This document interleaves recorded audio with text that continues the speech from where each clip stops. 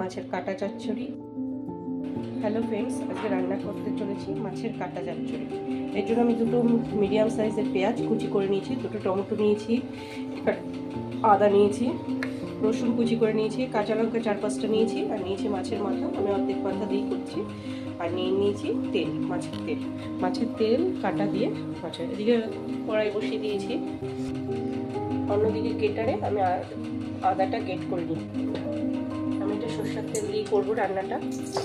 সরষের তেল দিয়ে দিলাম, তেল গরম হয়ে গেছে।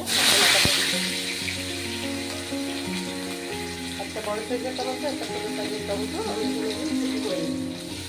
মাথা প্রায় ভাজা হয়ে গেছে, মাছটা আমি নামিয়ে নেবো। আমি 7-8 কোয়া রসুন কুচি করে দিয়েছি, আর 4-5টা কাঁচা লঙ্কা দিয়ে দিই।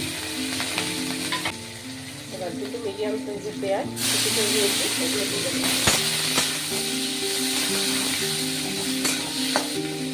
লবণ দিয়ে দেবো, যাতে সামান্য পরিমাণে হলুদ। পেঁয়াজটা প্রায় ভাজা ভাজা হয়ে গেছে। এবার আমি দিয়ে দেবো দুটো টমেটো। আর তেলটা করতে কম দিয়েছি, কারণ মাছের তেল দেবো তাই। অনেকেই মাছের তেল খেতে ভালোবাসে না, তারা মাথা দিয়ে এটা রান্নাটা করতে পারে। আর যারা খেতে ভালোবাসেন তারা করতে কোনো ব্যাপারই না। মাছের তেলটা দিয়ে দেবো।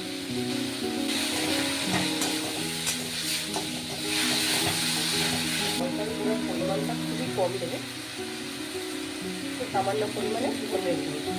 জল চর্বি হয়েও যায়। এবার আমি মাথাটা দিয়ে দেবো, মাথাটা আমি ভেঙে দেবো।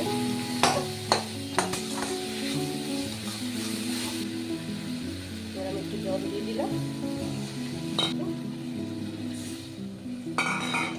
কিছুটা জল দেওয়া যাবে না, গা মাখা রামাতে হবে। কিছুক্ষণের জন্য আমি চাপা ঢাকা দিয়ে দিলাম, দেখা যাক হয়ে এসছে।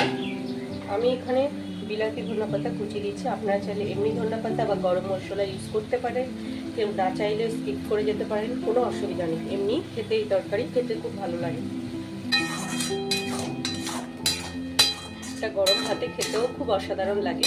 আপনারা রান্না করে দেখতে পারেন। এটা প্রায় হয়ে গেছে, এবার আমি গ্যাসটা নিভিয়ে দিলাম, নামাবো। তৈরি হয়ে গেছে মাছের কাটা চচ্চড়ি। এইরকম চটজলদি রান্না পেতে হলে আমার ভিডিওটা অবশ্যই সাবস্ক্রাইব করে রাখবেন।